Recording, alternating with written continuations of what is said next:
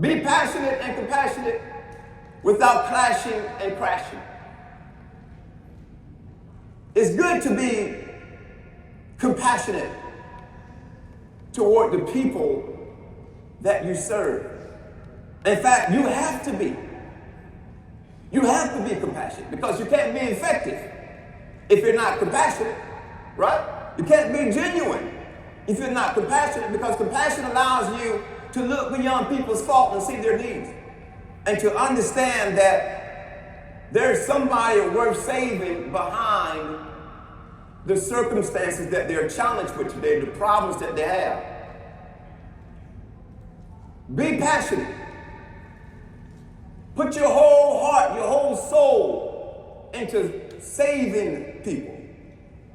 But don't allow for it to become overburdening. Let me share with you what I mean by that. You have to navigate with precision in what you do. You got to know how to get in, do what you do, and get out. You got to know how to draw the line. You got to know how to not be an empath and allow for everybody's burden and grief and sorrow and pain and problems and weight to be carried home with you. You don't bring your professional stress back to your personal home.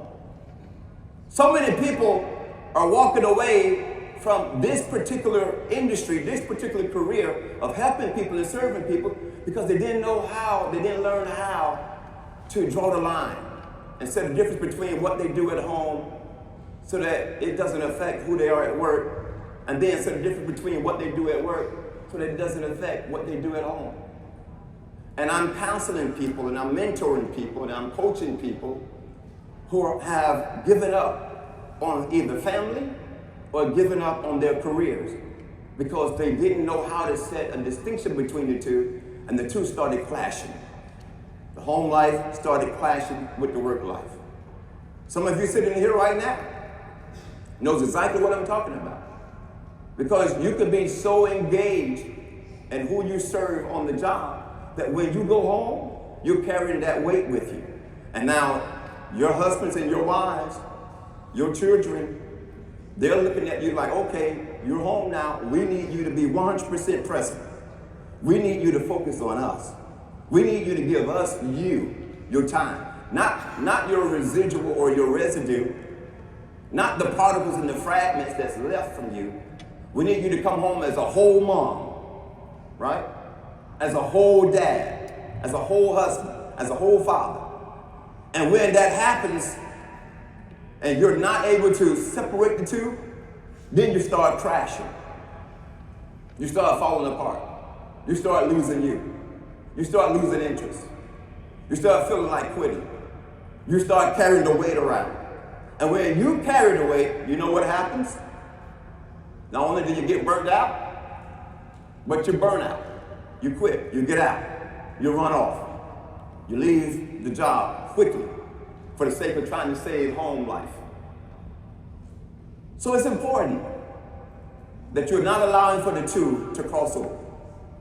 It's important that you're not giving so much to the people you serve on the job that you're neglecting to give all that you have to the people you serve at home.